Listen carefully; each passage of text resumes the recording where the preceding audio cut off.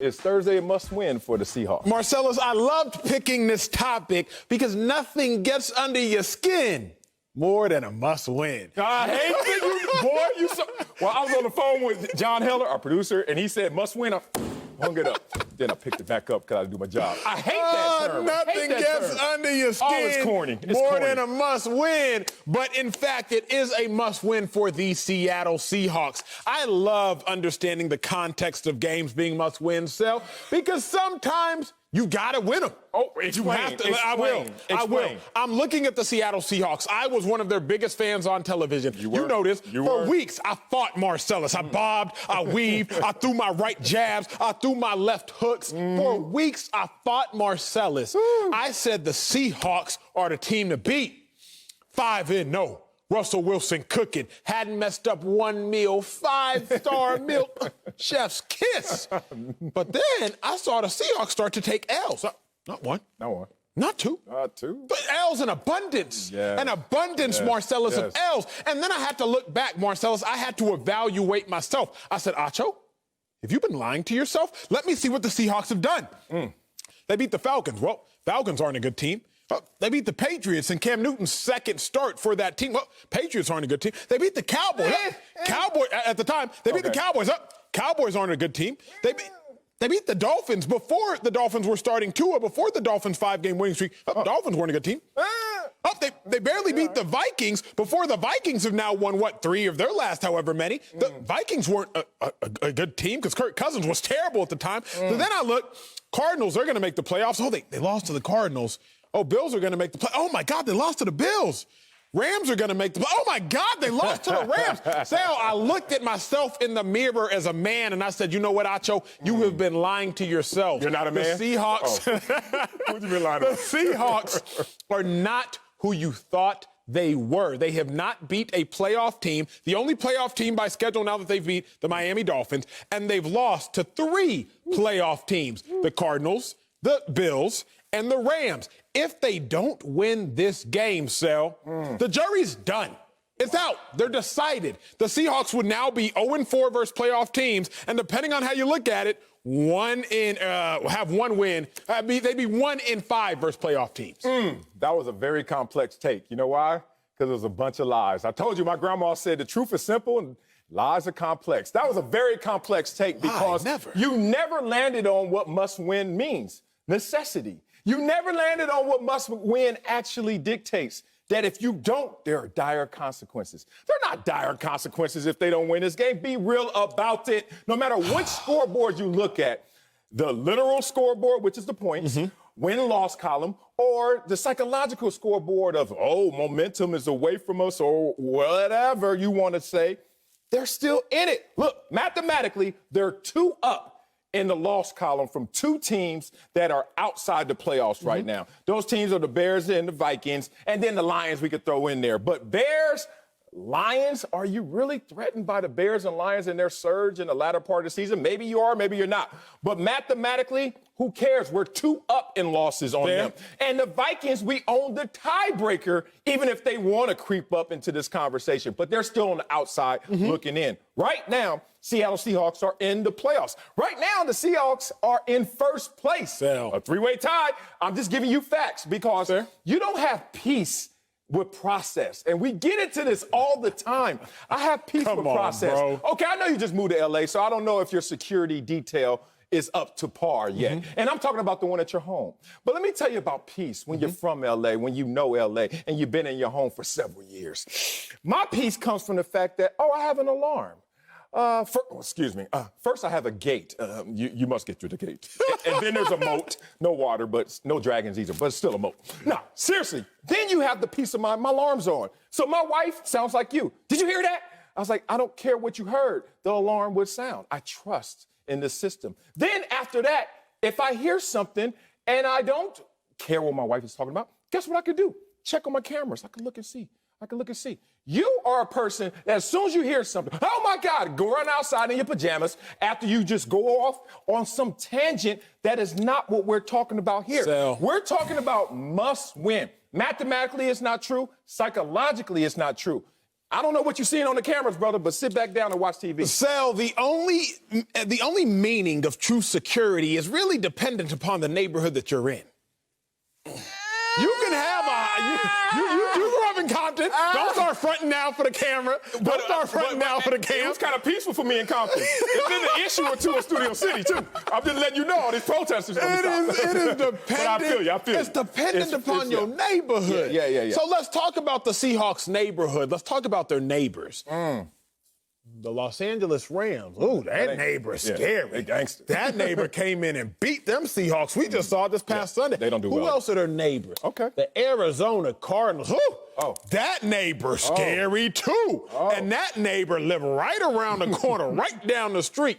It's all about their neighbors. Before I go micro, I'm going to stay macro. Stay big. In football, big dog, you know this. You are either getting better or you are getting worse. Yep. Never stay Patriots. Yep. They're getting better. Okay. Ravens, they're getting worse. Dolphins, they're getting better. Seahawks, it's unequivocally clear that right now they are getting worse. Okay. Now, if they can go out and beat the Rams, I would say, you know what? It looks like they might be getting back right. But, sir, they've lost 3 out of their last 4. Only team they beat is a beyond malign 49ers team. So if in football it is true that you are either getting better or you are getting worse, the Seahawks are clearly not getting better, losing 3 out of their last 4 games. So they are getting worse. So, no, they are not mathematically defeated. So they're not mathematically eliminated. Not a necessity, not a must-win. But you said there's several games. Scoreboard, game within the mind. The game within the mind of getting better or getting worse. Right now, the Seahawks are getting worse. Where? This man just said where. Where? Russell Wilson. Be specific. Okay. Russell Wilson. See, once again. The defense. No, I knew you. Thank you. Boy, I'm a trap setter. That's why I don't get up. I'll be like, Bob, we got a gate, we got security, we got cameras, we got alarms. I ain't got to get up. I know where you're going to go, and I'm going to see you. And when you come in here, you're going to have to see me. And trust me, I'm coming with the homies. Here's the thing about it. Not by yourself. Oh, hell no. I'm scared. I ain't fighting nobody. Come, you can have it. Here's the thing. Got insurance, too. Here's the thing. When you look at the Seahawks, they are actually getting better on defense. Crazy enough. How many points did they give up last week? Yeah, I know it was a loss. 23. You talking about the 44 they gave up the week before? I said last week, and you're not listening. 37. I thought we were talking momentum, but now you want to start to change the momentum. They gave up 23.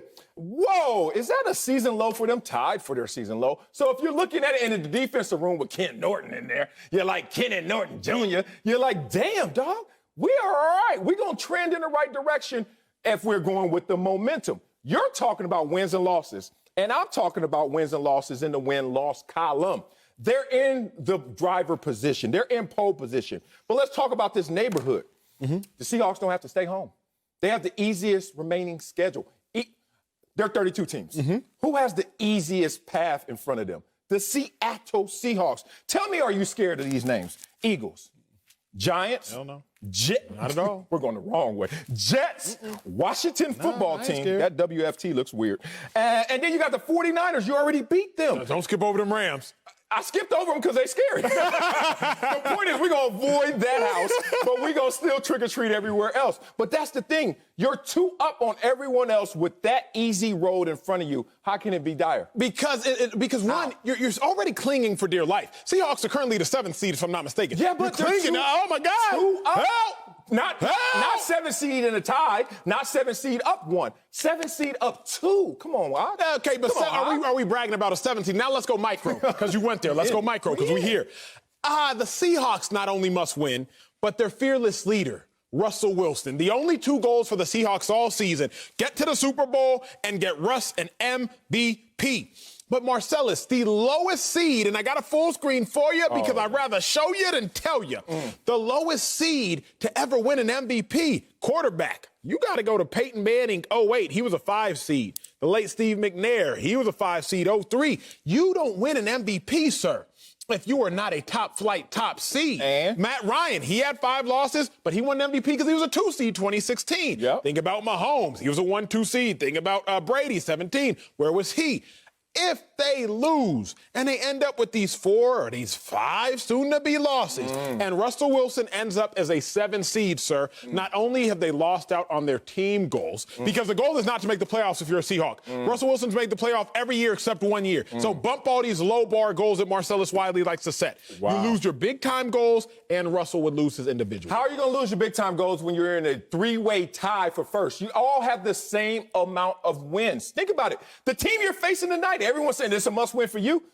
We have the same amount of wins as they do. So why is it a must-win for us and not a must-win for them? Because they can find themselves on the outside looking in as well. There's a regression to the mean. That's why you need to have patience through a process. Did you really think that the Seattle Seahawks and Russell Wilson were going to be perfect after they were 5-0? You really thought that? No. And then at the same time, when they lose 3 or 4, do you really think they're that bad? They're somewhere in between. And that's going to lead them to the playoffs because of the road ahead. I keep telling you, bro, this MVP conversation was going to play out just like what you called that. You called it. I called that. And Russell Wilson shouldn't feel bad. So let me ask you this. Let's be real. Are you giving no merit to the fact that the Seahawks beat 1 playoff team and have lost to 3 playoff teams? Like the fact, and the 1 playoff team they beat is the Dolphins without Tua, without their top 5 But they were pick. playing well without Tua as well. That's why it was an issue with the transition. I would say this. It's going to come up. And it's going to come up in the playoffs. And it's going to come up to haunt them in the playoffs because they're going to go against a good team. But right now, the road to the playoffs is not going to go through a lot of good teams. So, hey, once you get yourself in the dance, you give yourself a chance. But Russell Wilson in terms of MVP, that's a wrap, big dog. Okay, let's talk Seahawks on behalf of Seahawks fans. If you are a Seahawks fan like I am, if you're a Russell Wilson fan like I've been this year, if you see yourself lose to the Bills, know the Bills are a competent team. You see yourself lose to the Cardinals, know they're a competent team. You see yourself lose to the Rams. You know they're a competent team. You see yourself lose to the Cardinals again. No, they're a competent team. Marcellus, you have no hope to cling on to. You're clinging on to wins against the Falcons, who fired their coach after 4 games. Clinging on to wins against the Cowboys, who are also historically terrible for that franchise. Clinging on to wins against the Patriots in Cam Newton's second start in a team and an organization which you have publicly admitted he didn't even know the offense of. So you have nothing. You have no real merit. As a Seahawk fan, because I'm speaking on behalf of them as one, you have nothing to cling on to. But you don't need much to cling on to in terms of what you can accomplish in the playoffs or not. Think about last year. We were looking at the Tennessee Titans. What did they finish last year? 9-7. What did they end up doing? Going to the conference championship game. They got hot at the right time, whatever you want to say. They had a couple of good wins in the regular season as well. Well, point is, just get your butt in the playoffs, and then you give yourself a chance. Russell Wilson and his team is going to go somewhere between what they looked in the beginning of the season and what they look like right now. But this MVP conversation, whatever. You can't miss what you never had, and Russell Wilson's never had an MVP vote. So let's not get that conversation twisted.